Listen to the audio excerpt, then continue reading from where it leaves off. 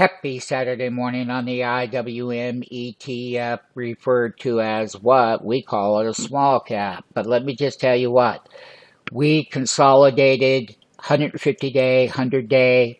We broke out above the 50-day. We broke out heavily based on interest rates coming down. That's a good thing. We favor mid cap. We do not favor small cap. In the beginning of the year, we favored the small cap for big breakouts, and they've done well.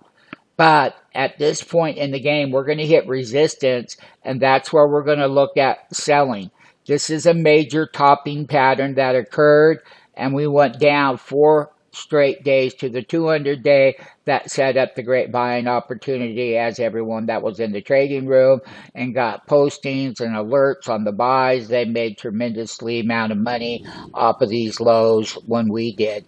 We called it right then and there. Now that the market has regained its composure, what happens next?